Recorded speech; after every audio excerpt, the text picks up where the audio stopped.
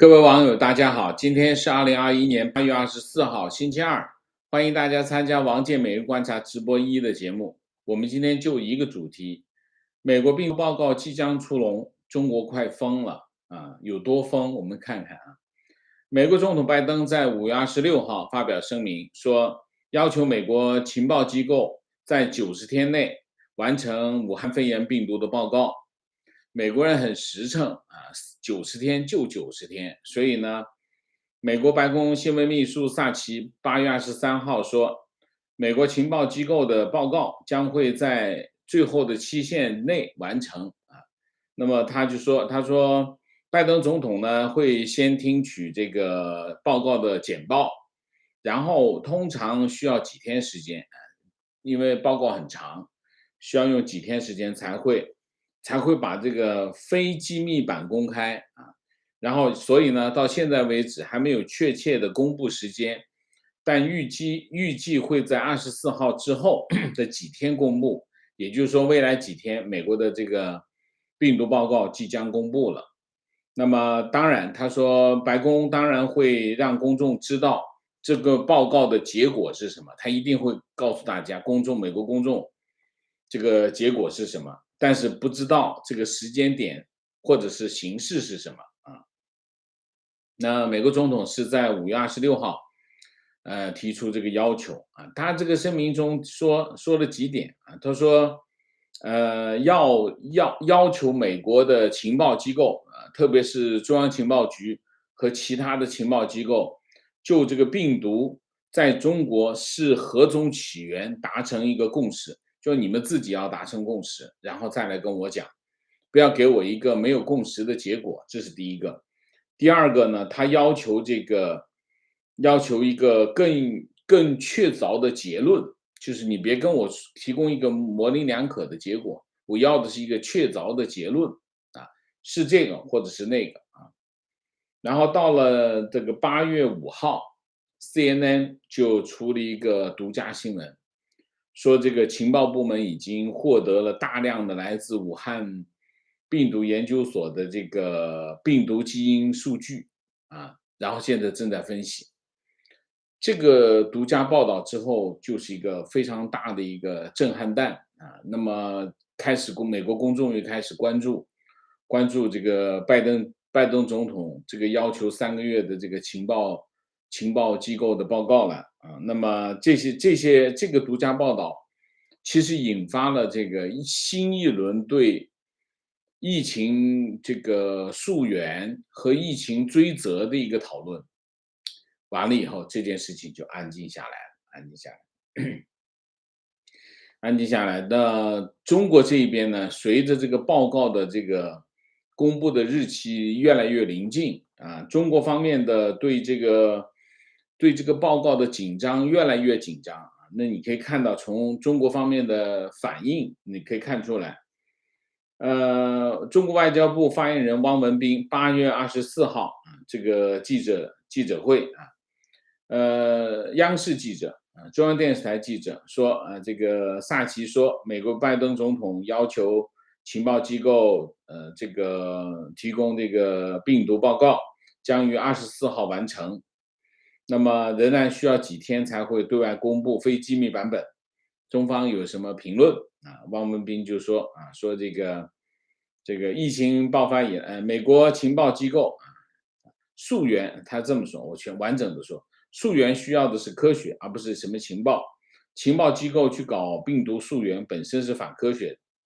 第二，美国情报机构历来劣迹斑斑，他们搞所谓的溯源报告，并不可能基于事实的真相，只不过是一份先有结论后拼凑证据的栽赃报告，根本不可信。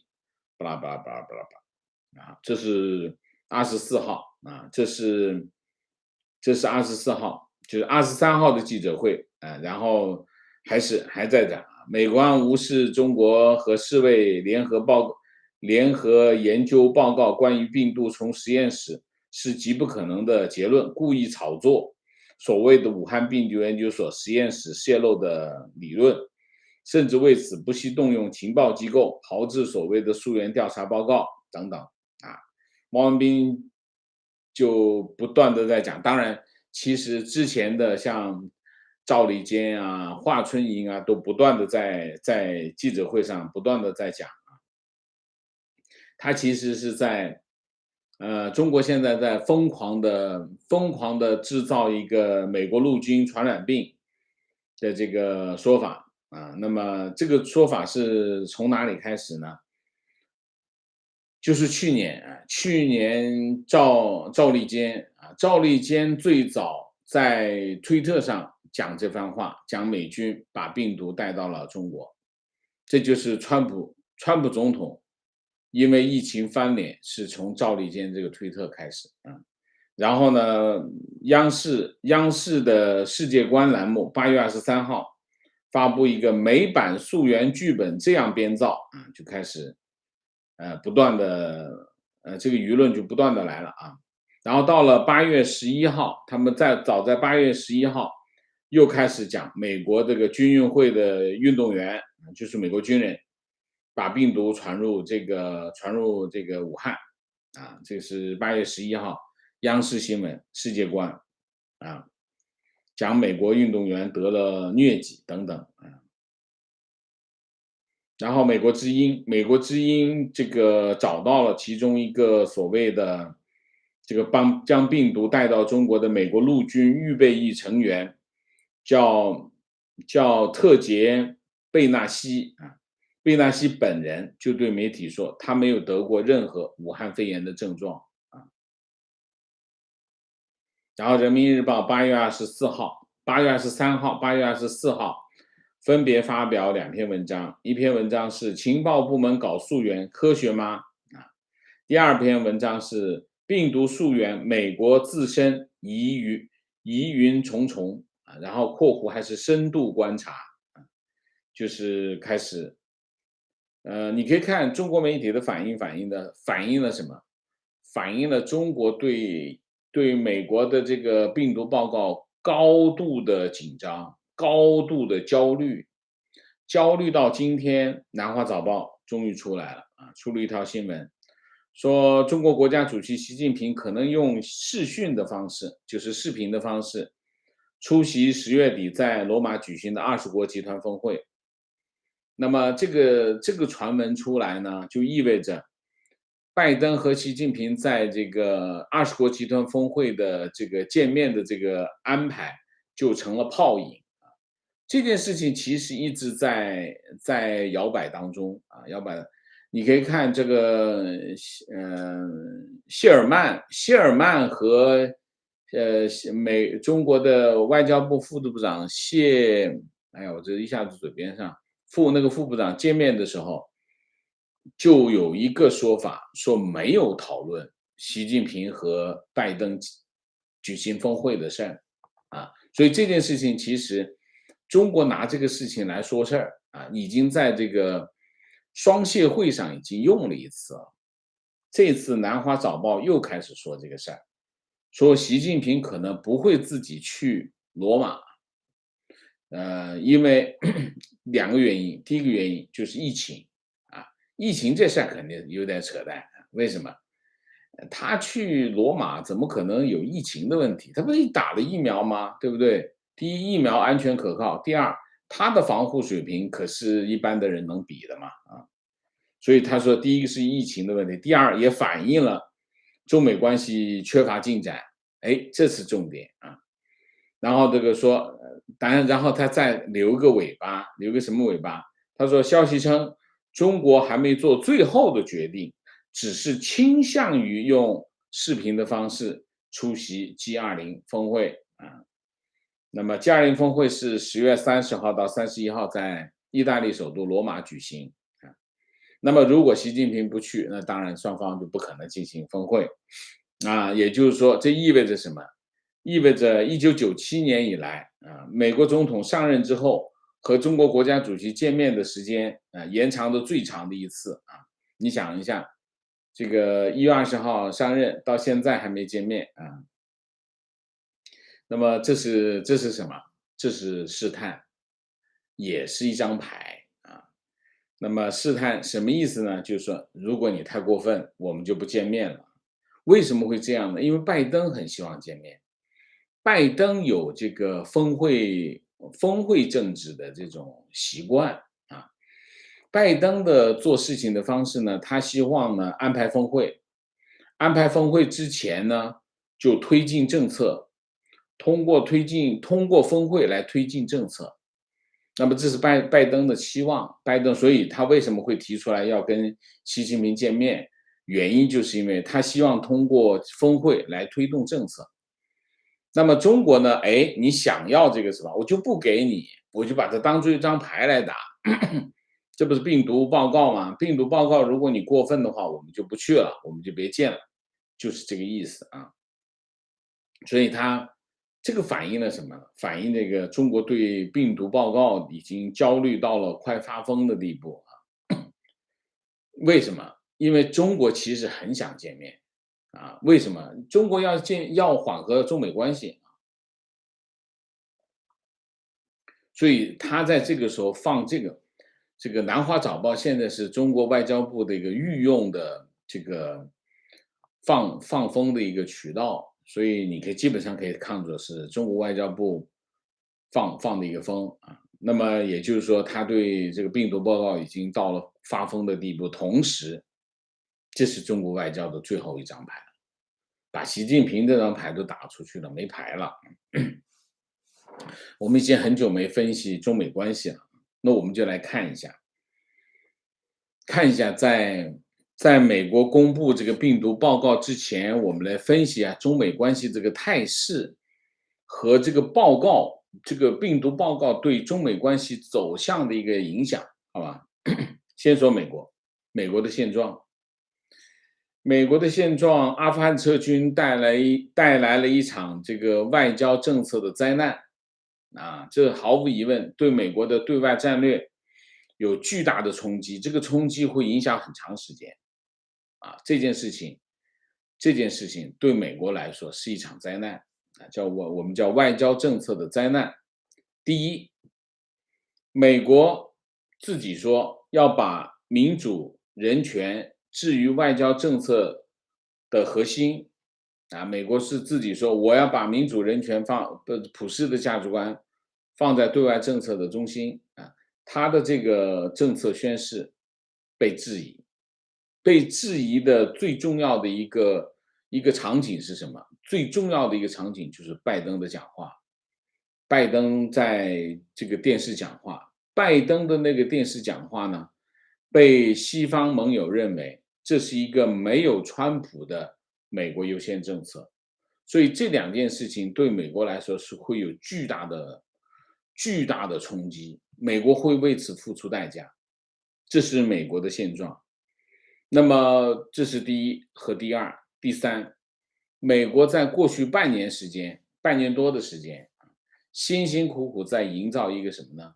在营造一个对华统一战线，啊，不断的去制造各种条件，制造各种场景，制造各种这种表态，我们要把盟友，我们要把统一战线放在优先的立场等等啊。美国回来了，美国怎么样怎么样，讲了很多好听的话，一到关键时刻，美国就变卦了啊，特别是川普总统那天晚上的讲话。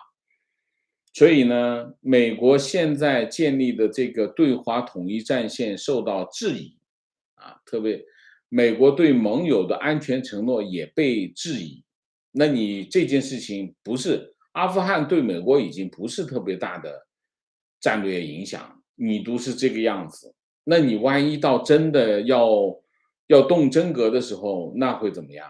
这是个非常大的问题啊。这是第一，美国的现状。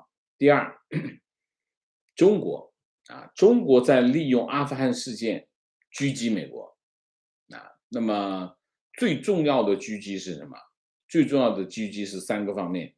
第一个，支持塔利班啊，凡是敌人反对的，我们就要支持；凡是敌人支持的，我们就要反对。这就是中共的基本立场。我看到一个资料，过去十几年的时间，从二零，我看一下啊，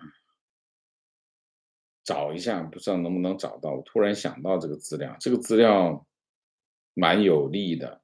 我看看啊，我花了点时间去整理呢。中国一直在支持塔利班，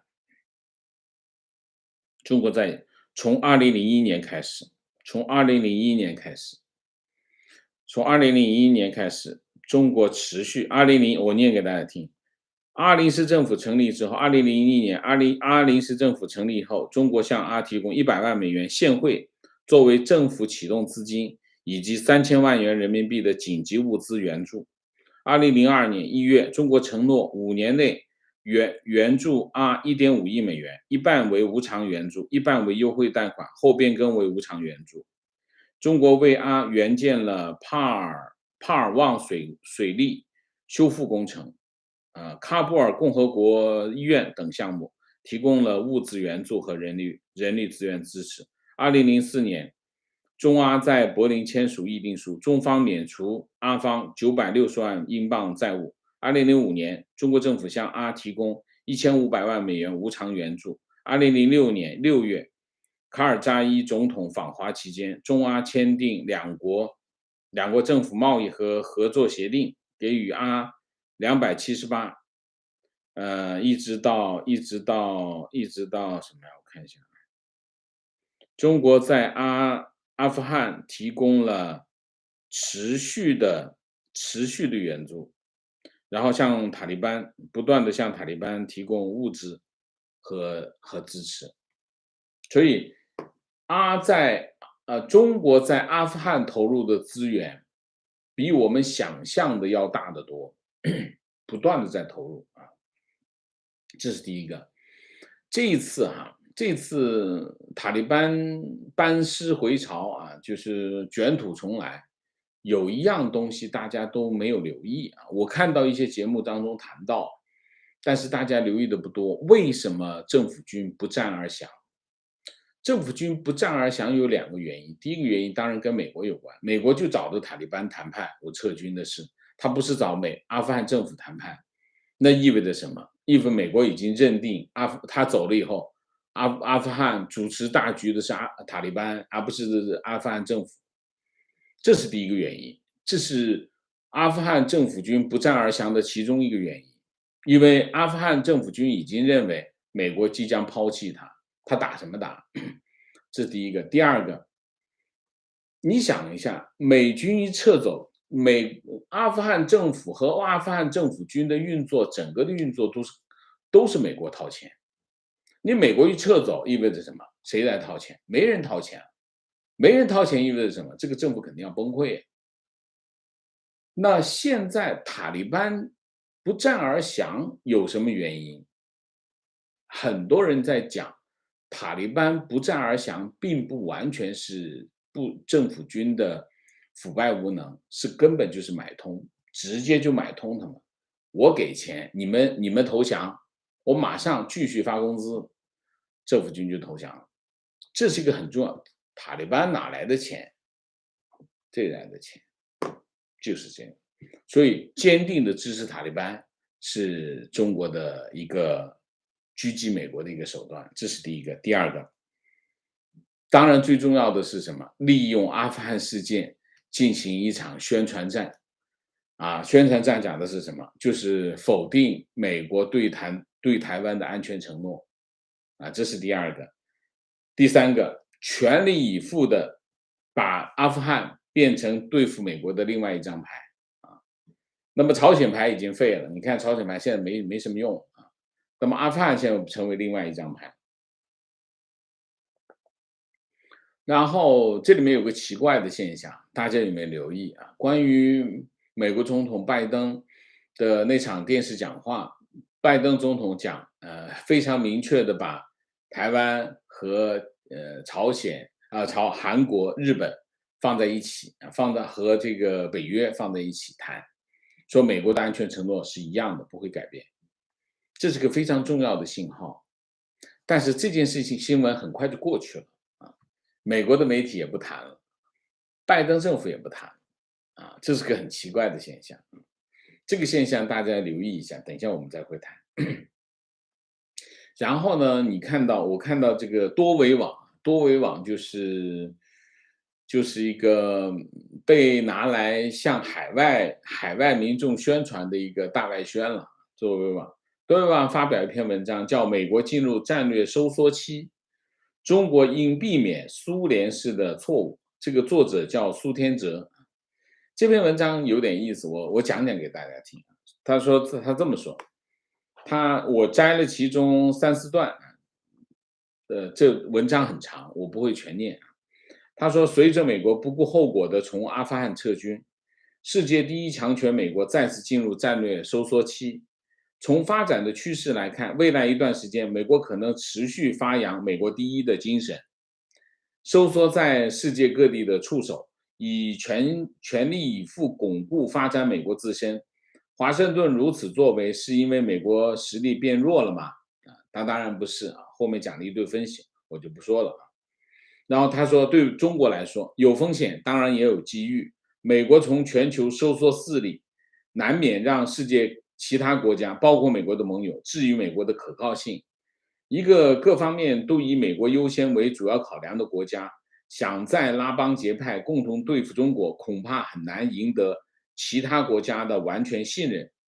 其他国家对美国的信任质疑，正好为中国提供了与相关国家进一步发展友好关系的机会。中国这基本上是中国的想法啊。所以中国最欢迎什么？中国最欢迎美国优先，美国优先正好给中国一个机会，去发展它在全球的利益。他最后2段他这么说，他说，只要中国不像苏联一样全球扩张，大搞军事政治联盟，而是专心发展经济，与其他国家形成利益共同体，相信大多数国家不会加入美国的反华联盟，相反，他们会尽量与中国发展互惠互利的友好关系。这是一个。然后他说中国不犯苏联的错误，不搞霸权，而是致力于发展其他国家共同发展，建设人类命运共同体。你看，这就是大外宣了。一说人类命运共同体，这是习近平的目标。其他国家有什么理由不顾一切的反对中国呢？他这篇文章反映了什么？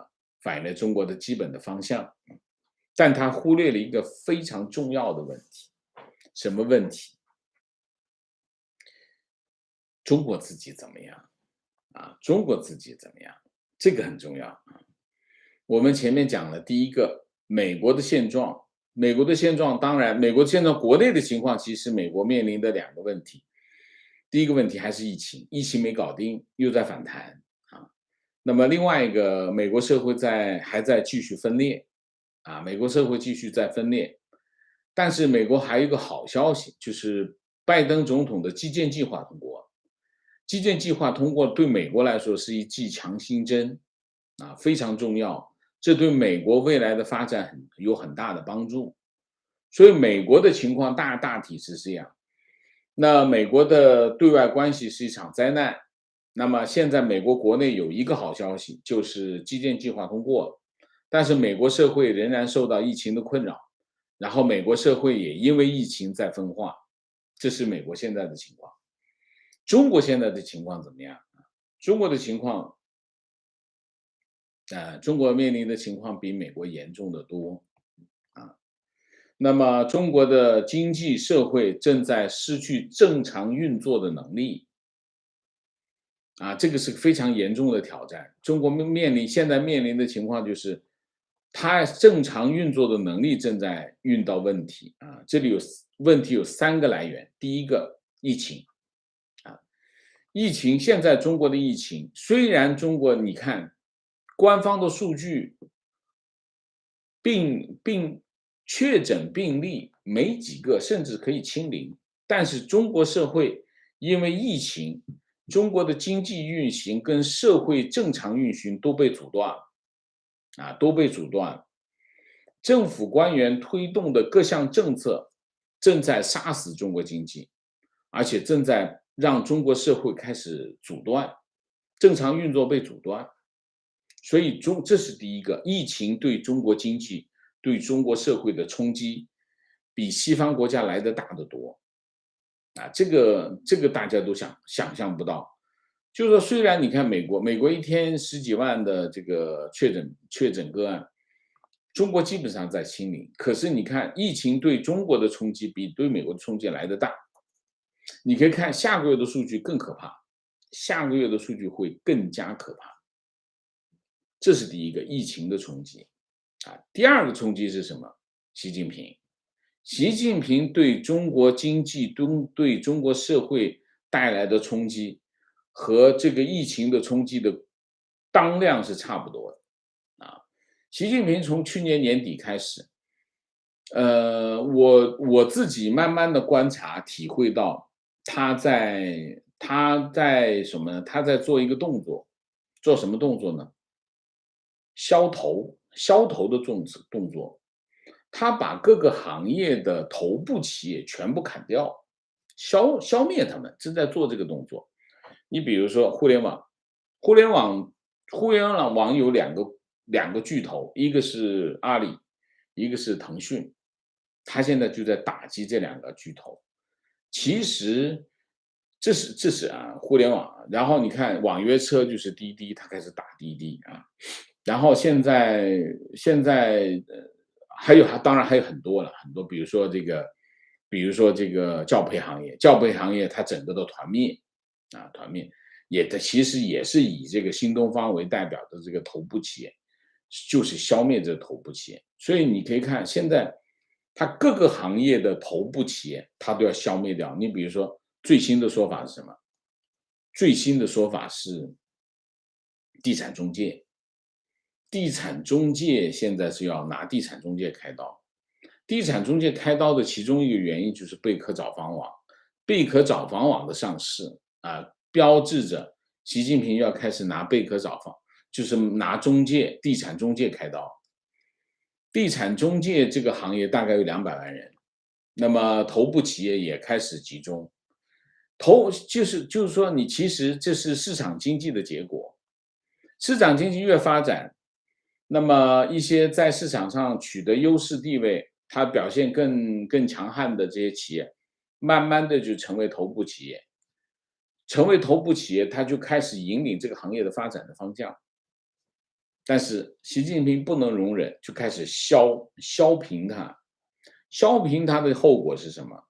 削平它的后果就是，它正在消灭中国社会创造财富的机制，同时也在消灭中国民众谋生的岗位。就是这个后果。这是上来都是几千万、几百万的这个失业，因为你在灭一个行业。所以习近平的这个行业政策，就是我们叫灭霸响指。灭霸响指灭的是什么？他的目标是要消灭这个行业的头部企业，但其实在消灭整个行业。结果就是这样的结果。这是第二个原因。第三个原因，中国跟西方国家的全面交恶。中国是一个对外依赖非常强的一个经济体。中国挣的钱都是靠出口，中国老百姓非常的穷。中国本身的储蓄率很低，就是本身的财富很少。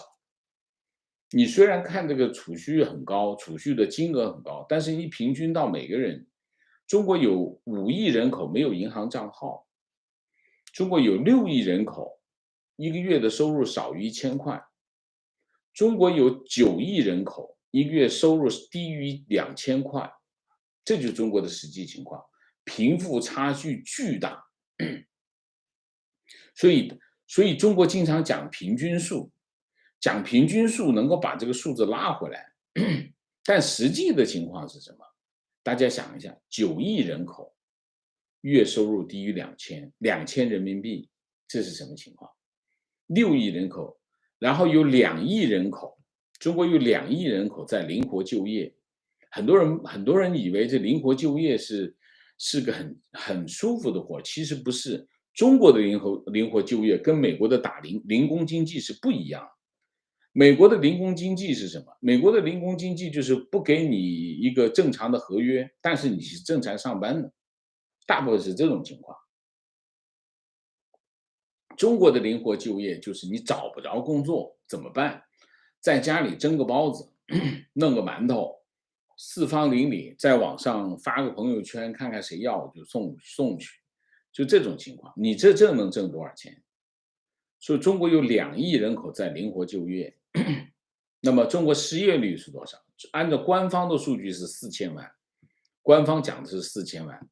中国在18到24岁的年龄段，失业率达到17%，这个年龄段失业率达到17%。中国官方的数据是4000万城市失业人口。如果把这些数据全部拢在一起的话，中国在城市里面的失业人口应该不会少于2亿5千万，就是一个这样的情况，这就是中国真实的情况。所以我们为什么讲中国经济社会正在失去它正常运行的能力，就是中国正在面临一个崩溃的局面，中国社会经济在面临一个崩溃的局面。美国政府还没打它呢，没怎么动它。从川普政府到拜登政府，其实中美关系在这个过程当中一直在干什么？一直在隐而不发。川普政府所有的对华政策没有对中国产生实际的影响，最多就制裁那几个官员，其他没有伤害性的政策。唯一可以说的是什么？关税。但是个关税到底是影响还两说呢？关税可能对美国的影响比对中国的影响大。这是川普政府，拜登政府就更没有动作，到现在为止没什么动作，没有实际动作。实际的动作，你就像这个外国政府这个法律也不是拜登政府推出来，也是国会推出来，拜登总统只是签署它而已。那是川普川普总统签署。我看一下，外国政府问责法，这是有实质影响，但这实质影响还有3年时间，现在还没有实质的动作，所以其实美国没有真正的拿中国的实际的利益点开刀呢，中国自己已经开始在瓦解当中。所以我们讲回来，这就是中国现在的情况。美国的情况不大好，中国的情况更不妙啊。那么，所以我们在这个情况下呢，我们来看中美关系啊，中美关系现在的态势，有一点是让人有点疑惑，什么情况？那川普政府呢比较业余啊，就是川普总统本身是做生意的，他不是一个政客，所以他的班底就有点这个杂乱，所以他的很多行为的方式不是很专业啊，不是很专业。但是呢，拜登政府不是，拜登政府基本上他强调的是专业团队，他强调他的确表现的是比较专业，但是有一点，拜登政府很清楚做事情的套路应该是怎样。那理论上，这个病毒报告8月初应该放个消息出来 ，CNN 已经放了啊，然后陆陆续续应该不断的有消息出来，然后这个舆论就起来了，然后政策就推出，理论上一个这样的套路。但是大家一看，8月2号还是4号的这个 CNN 的报道出来以后，没下文了，一点消息都没有啊，这不正常，这不正常，这没有按套路行事。这里面有一个可能性就是阿富汗阿富汗这件事情可能对美国的这个病毒报告的计划有影响，但是理论上来说，阿富汗十几号才出来，理论上8月5号的那个 CNN 的消息之后，陆陆续续应该有消息往外跑，没有，一个字都没有。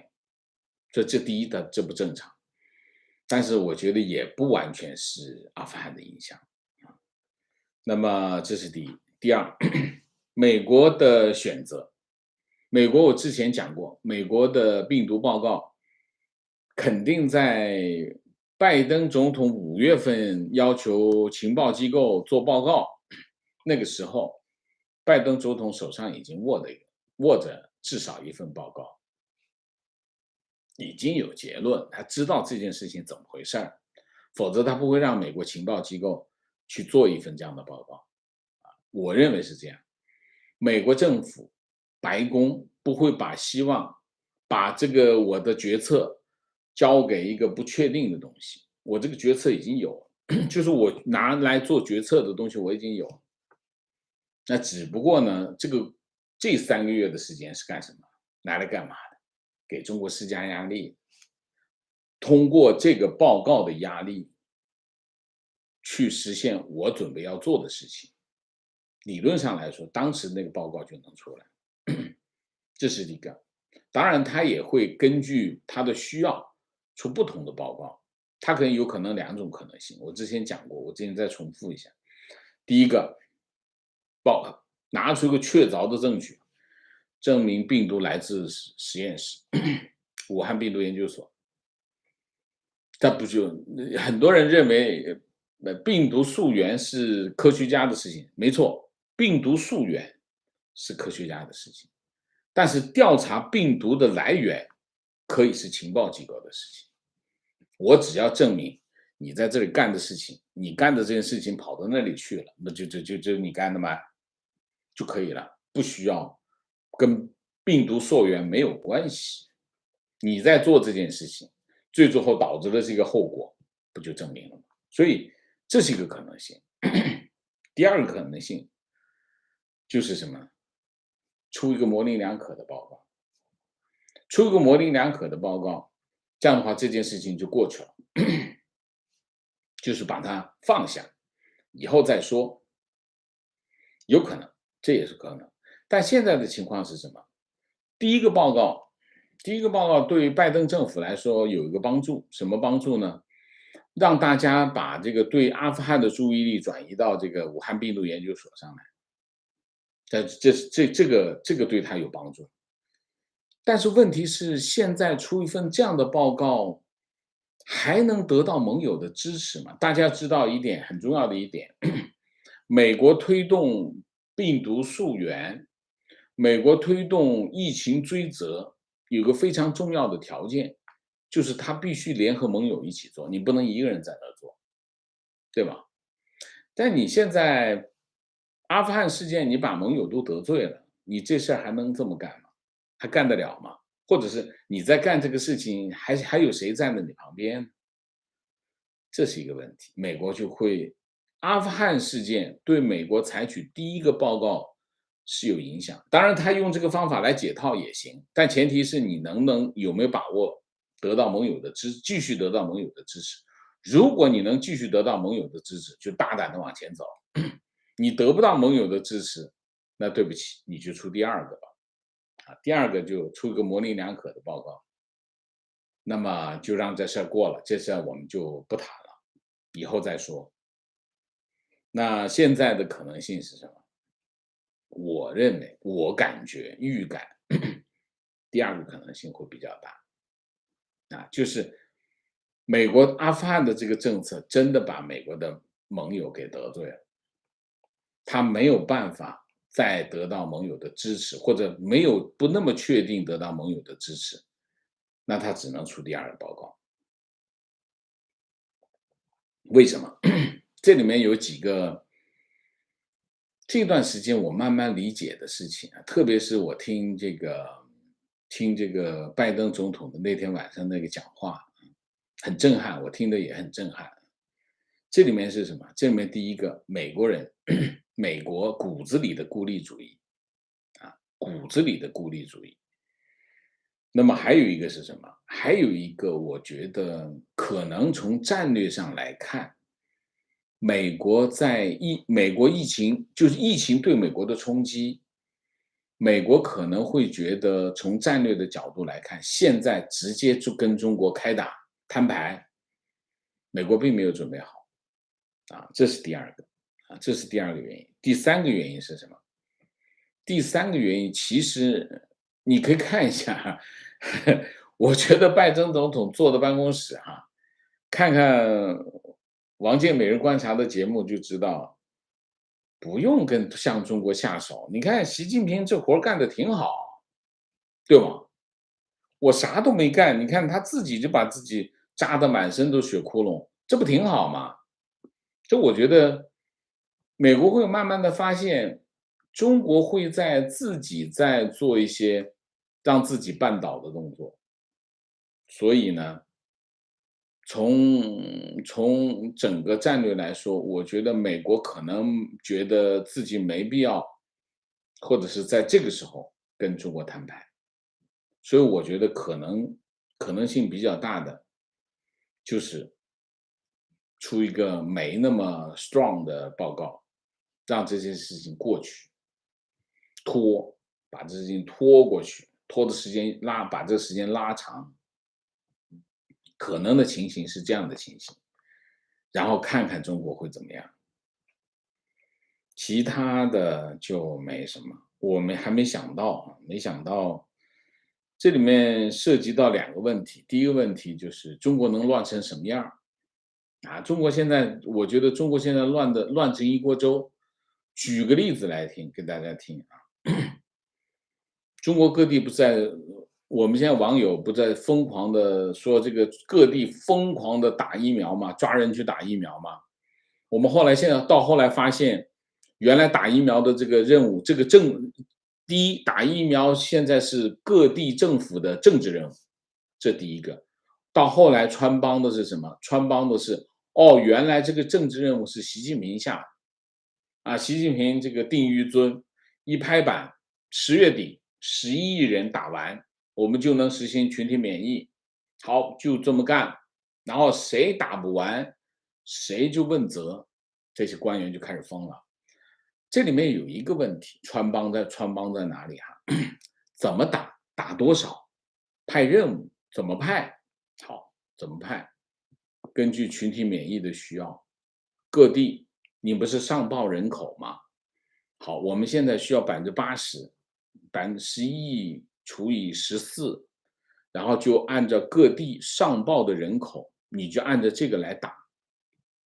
打完记录，我到时候查打了多少，有花名册，你给我交花名册，最后过关，人人过筛子，这下麻烦大了。为什么？人口造假，去年刚刚造完的假，结果把这老头老太太躺在病床上的人都拖着来打，还不够，怎么办？现在各地出的损招是什么？跑到别人的辖区去拉人来打，因为他知道他没这么多人。我报我们这个区有100万人，结果实际上只有80万都不到。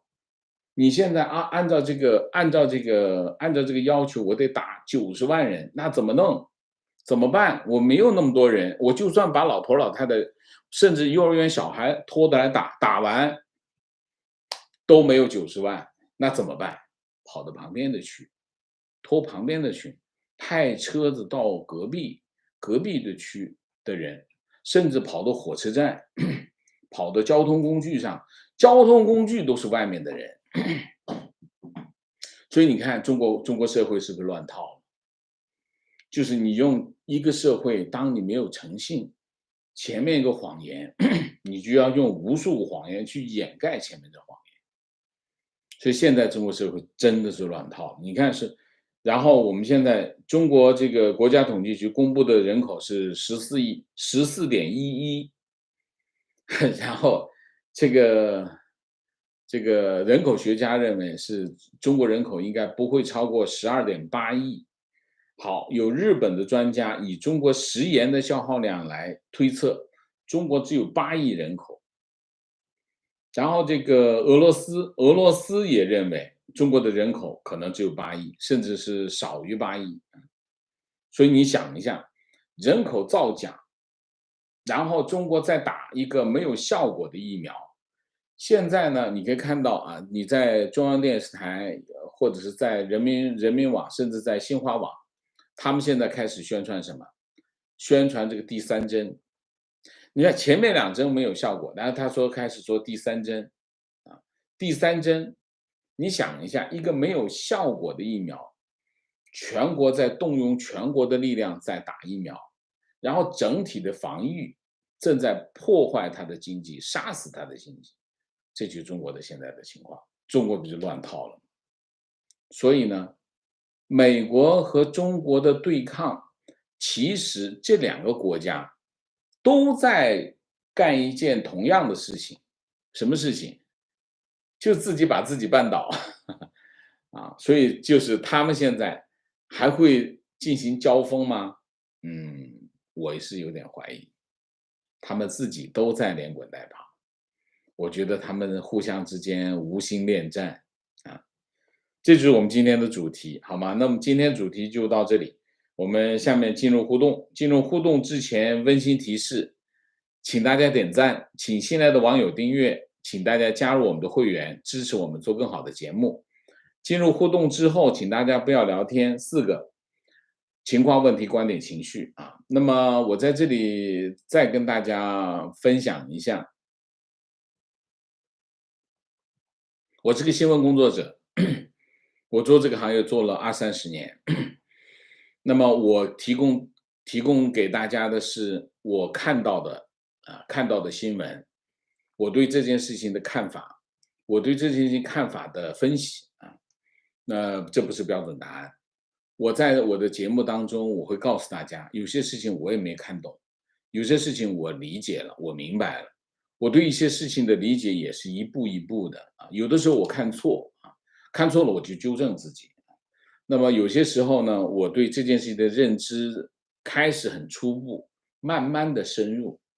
我也希望我们的网友跟我一起，我们来对新闻进行学习、深入的了解。所以新闻不是一锤子买卖，新闻是个进程。我们对这个世界，我们对中国、对美国、对中美关系、对东亚、对地缘政治啊，我们对这些对财经、对经济、对社会，我们没那么了解，我们慢慢的越来越了解，因为我们观察的越来越多，越来越深入，越来越广泛，这就是我们这个节目的价值。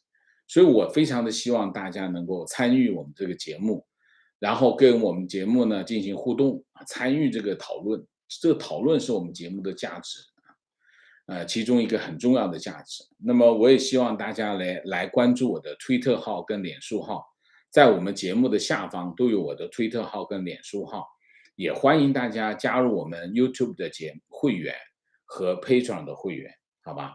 好，明谢，TT 谢谢 ，Helen 谢谢，唐伟谢谢，Irene 杨谢谢，观点。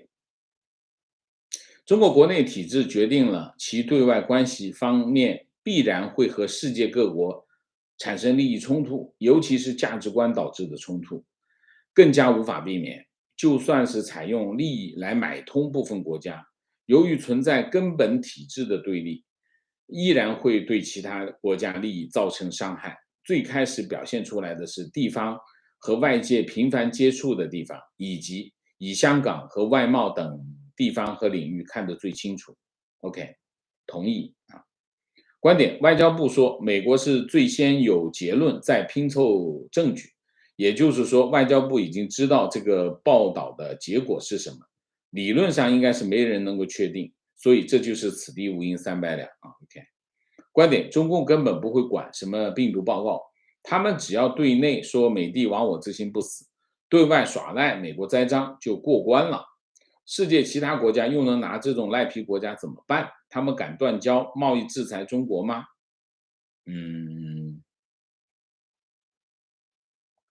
我觉得还是有的，还是有的啊。如果没有的话，他天天喊什么？他根本不理他，不就完了吗？你看看中国动员了这么多官方媒体，都是中国最顶级的媒体，每天从外交部到新华网到人民网到这个各个主要媒体，天天在骂这件事情，天天在骂这件事情，说明什么？这件事情影响真的很大。如果像你说的赖皮就行，他理都不用理他，对不对？说点别的不好吗？对吧？而且你说一件这么被动的事情，你编这故事很难编的，很被动。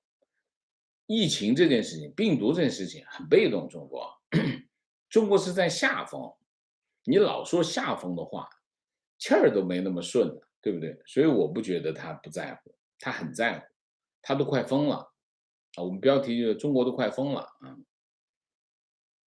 观点之前王老师思考的，包子为啥把东西砸烂的原因，就是因为他们看不得别人，哪怕有一点可能过得比自己好啊，看不得别人能力比自己高，索性砸烂别人，这就是他的思路。这个有点对啊，这个有点对。我不能再说他是陕西老农民啊，那西北老农民总可以吧？啊，就是这样，就是这种心态，看不得别人好。看不得别人好，就把谁呢？就把头部企业给削平，就是露头的全削掉。已经基本上你可以看啊，中国地方的各个省原来的这些头部的民营企业，要么就整的你完蛋，要么就搞混改。混改是什么？混改就把它拖到国企里面，把它搞定。最典型的例子是谁啊？最典型的就是那个果汁，汇源果汁，汇源果汁就是这个下场。汇源果汁本来想卖给打扮的漂漂亮亮的，化妆的很漂亮，准备卖给可口可乐。我印象中是70个亿吧，那个时候算好多钱啊。不同意，不让卖，这个民族企业怎么能卖？这个汇源果汁没卖成，没卖成后来就干嘛？忽悠他啊，忽悠他就跟搞混改，最后破产，最后汇源果汁也卖掉啊。这个，所以汇源果汁是非常典型的例子，就是各个地方的这个头部的这个民营企业都是靠在某个领域做到老大，现在基本上已经没了，要么就是扩张过度，资金链断裂，卖给地方国资，要么就完蛋，通过这个混改啊，就搞得差不多。现在是什么？现在对付的是行业的头部企业，这些行业头部企业曝光率最高，一个个都得收拾，什么美团啊，这全部都要收拾，滴滴啊，全部都要收拾。这个讲了他心里话啊。观点：纵观中国历史，每一个王朝的覆灭几乎都是从内部开始。现在的土共应该也是一样，欺骗了100年，祸害了中国100年也够了啊。观点：最近一直在想，为什么习近平特别着急全国打疫苗？想来想去，突然发现是为了冬奥会准备的。哈哈，明白了。是，我认为是跟这个有关系啊。我认为是习近平拍的这个版10月份之前10月底之前要把11亿打完。那为什么要到10月底之前？肯定明年冬奥会啊，冬奥会2月份开啊。情绪本来想着这事儿大体能知道这个病毒从哪儿起源的，现在看来还是得有些失望。起源你不用等那个报告，我现在就能告诉你。武汉病毒研究所，看我们之前的节目，你去我们频道的首页，上面有专门讲这个武汉疫情的这个栏目，往前翻就能看到，我们专门有节目分析。这不仅仅是我，很多 YouTube 频道和 YouTube 节目里面都有讲这个问题啊，不是现在才有，去年就已经有结论了，去年疫情爆发的时候就已经有结论。观点：美国在我心中一直是自由民主之光，但最近接二连三的不管不顾，包括香港、缅甸、阿富汗，令我对美国的信心大大降低。如果美国政府公布的报告是第二种，我将彻底失去最后一点期望。要是连老大哥都不出来维护正义的话，这个世界又会回到丛林法则。所以我为什么你可以看我们前面关于这个阿富汗撤军的这件事情，我第一件事情，第一个报道，我就认为美国这是一场美国对外政策的灾难。第一件事情我就这么认为。第二天，拜登总统的记者会，电视讲话不是记者会，电视讲话，我就认为这是一个没有川普的美国优先战略。然后我认为，拜登总统在拜登总统不是撤军方法的问题，而是美国从阿富汗撤军的态度问题。西方盟友的失望是什么？并不是说他把军队从美国从阿富汗撤出来就不行，不是的，而是拜登总统的那番讲话反映了美国的态度。美国的态度就是骨子里的孤独主义、孤立主义，这才是让美国的盟友感到心寒的地方。观点：拜登政府的美国优先策略在疫苗管理分配中已经表现得很明显。因为这个政策，加拿大无法在3、4月拿到预定的疫苗，不得不推迟之前制定的疫苗接种计划。加拿大人对加拿大政府不满，但对美国观感也没有，也但对美国观感的没有负面影响，因为理解救人先自救的考虑。整体上，加拿大依然站队美国。OK。提问：王老师分析，白宫可能会出一个模棱两可的报告。武汉肺炎让美国死这么多人，请问王老师，这一份报告是否会引起美国内部的不满？我不知道他们美国内部会怎么反应啊，但我估计可能是一个这样的报告。我不觉得现在美国有条件去做很强硬的动作，因为美国现在还在救火，阿富汗这件事情，美国还在救火。你觉得美国会我不觉得美国有条件用另外一个事件来引起关注。这件事情需要美国盟友的支持，而这件事情是削弱盟友的支持，所以你怎么去做？我认为没有。拜登团队他不应该连这个都不知道啊。我只是分析啊，我不是在赌啊，分析它的可能性更大啊。情况根据德国罗伯特科赫研究所的最新数据，迄今为止，德国只有1名60岁以下的疫苗突破患者因为感染新冠病毒死亡。目前，德国的疫苗突破患者中，总共有335人死亡，占德国新冠死亡患者的1.5%。此外，在重症监护室接受治疗的疫苗突破患者也很少。很显然，针对新冠病毒的疫苗是有效的，这其中也包括针对 Delta 变异病毒。OK。现在很多你在推特上看到各种分析啊，老实讲，这些分析对我都无效，因为我完全不懂，所以我基本上不去研究它。我看到网上有很多人在研究这些事情啊。当我们没有医学的训练的时候，我们经常认为我们自己懂了，但是其实我们并不懂，所以在这种分析的结果是不可靠的啊。观点：美国副总统这2天访问新加坡，一直保持中立的新加坡这次终于站边，表态塔利班为恐怖组织，并决定派军机帮助美国撤侨。这是新加坡的一个姿态了。塔利班恐怖组织不需要新加坡去表态，因为联合国就已经给他下了这个定义。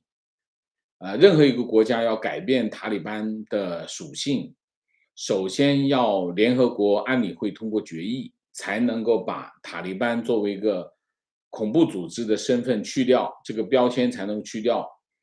现在任何一个国家，全世界任何一个国家指着塔利班说这是一个恐怖组织，他不需要承担任何责任。为什么？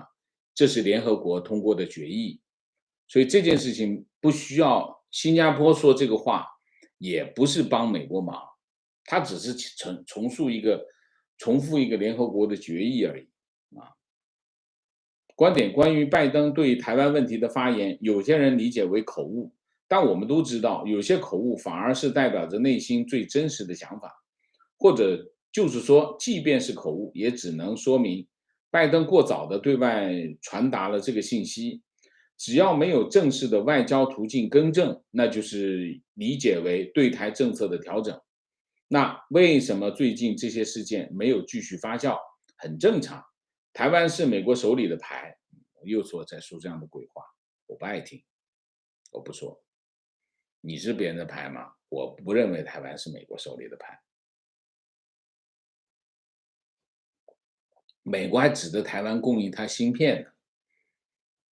我不爱听这个不要跟我说台湾是美国手里的牌，任何国家都不是别人手里的牌，我不喜欢听这样的话。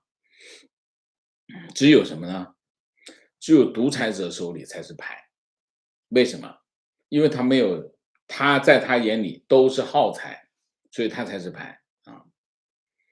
观点王老师说的没错，科兴2期、3期就是造假，其实疫苗根本没有效果，跟台湾高端疫苗效果差很大。高端目前有效率跟 BNT 类似，效果很好，百姓意愿很热烈，根本供不应求，排队很久，都是自愿抢着打。情况坐标3线小城，今天去朋友小区，院门口喇叭广播出示支付宝健康码，没打疫苗禁止入内。朋友说，小学老师今天要求家长报告家属打疫苗情况，感觉太荒谬，不打疫苗连家都不能回，基层都疯了。情况，我有一个远方亲戚在镇政府做公务员，在家族群里发消息问谁还没有打疫苗，他可以带过去打疫苗，任何人都可以，不需要本镇户口，他有打疫苗的指标需要完成，就是这样，就是抢外面的人，本地人已经抢完了。观点，农村是半强制，城市是大家抢着打，农村是不懂给，城市是出于恐惧，反正无害的基本思路。对我来说都不是，因为在一个环境里不打会有很大的压力，非常对。情况，坐标重庆，现在打一针给300元，300块钱，不够了，完不成了。观点 ，CCP 从来都是无利不起早，接种疫苗的费用来源于社保基金，也就是说这笔钱资金是老百姓自己掏的钱，CCP 正好借此机会大肆敛财。这当然，我原来以为地方政府这么积极的打疫苗是因为钱，钱我觉得现在来看不是钱的问题，是什么？是政治任务啊。顺便也帮这个疫苗供应商也挣点钱，也能弄点钱啊。提问：中国疫苗没有临床数据，邵一鸣也代表官方说他们的疫苗是2级的，不防传染。即便是10月份为止完成11亿人接种，又能如何？这帮人的逻辑是怎么回事？非常好的问题。但是有人拍板做这件事情，这就是中国的荒谬，这就是中国的荒谬性。我一直在讲，中国现在有个巨大的悖论，中国现在整个的中国的政策大政方针是有个巨大的悖论，一个要求什么？一个要求全民打疫苗，作为一个政治任务在推动。另外一方面呢，疫苗是没有效果的，就算你打了11亿，打完全部，叫完整的打完这个疫苗，打2针或者打3针，反正总之你打完11亿，也没有办法形成群体免疫，这是一头就是说这个政策是完全无效的。然后另外一头是什么？另外一头就是疫情防控政策，疫情防控政策完全不考虑疫苗，完全不考虑疫苗，也就是说它必须采取一个清零的政策。清零的政策就是封停阻断，那么全社会处于一个封停阻断的状态，经济就在萎缩灭亡，这就是中国现在一个，所以最终的结果是什么？最终的结果就是整个社会运行不能够进行正常运行，然后经济就开始被杀死，这就是中国巨大的悖论，就是一个这样的巨大的悖论。中国正在陷入一个这个巨大的悖论当中，中国就要为这个悖论付出代价。我就说中国经济正在崩溃当中，原因就是因为有一个这样的悖论啊。坐标上海今天开会，区里传达上海教委关于双减的细则，明确规定，校外培训机构不得在法定节假日、休息日和寒暑假进行学科类的培训，就是补课啊。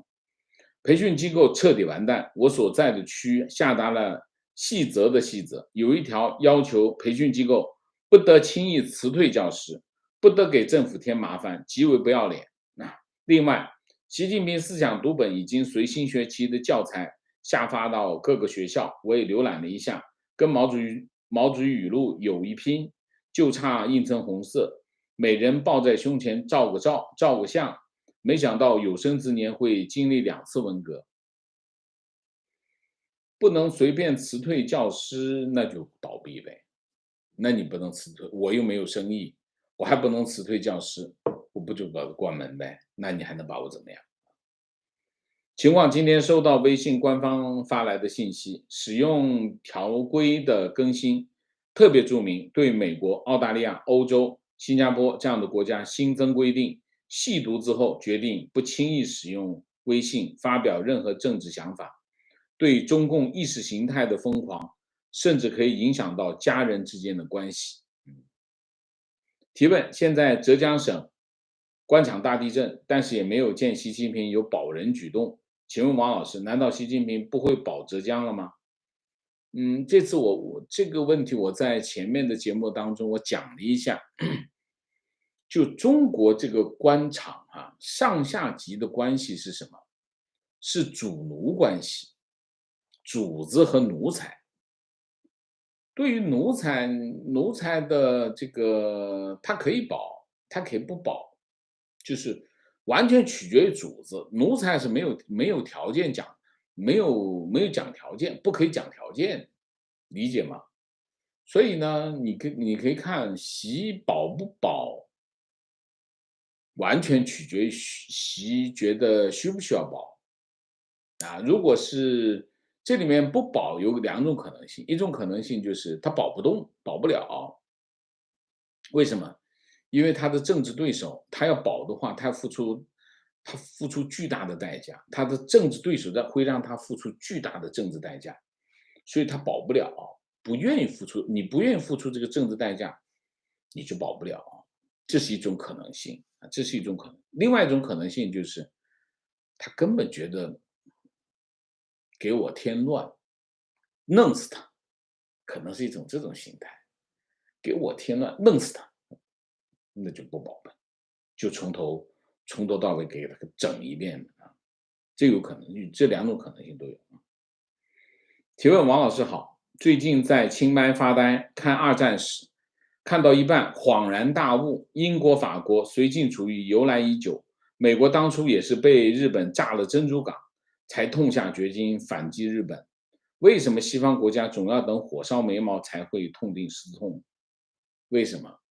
因为民主政治的最终决定权来自于普通的老百姓，而普通的老百姓对时局的判断总是比较慢的，所以他非得火烧眉毛，马上就要这个刀尖到了这个位置，他才觉得需要做出反应。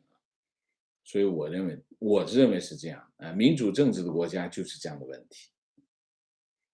提一个笨问题，中共高层难道不知道下面数据造假吗？我记得在台湾威权时代，小蒋也不相信下面的数据，所以他需要警备总部、调查局各不同属的单位来印证实情。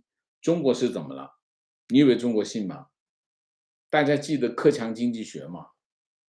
克强经济学怎么回事？李克强当副总理的时候，他那个时候主管经济，他知道统计局造假怎么办？他就跟统计局说：“你别给我那些数据，我不看，我看什么？我要知道经济情况怎么样。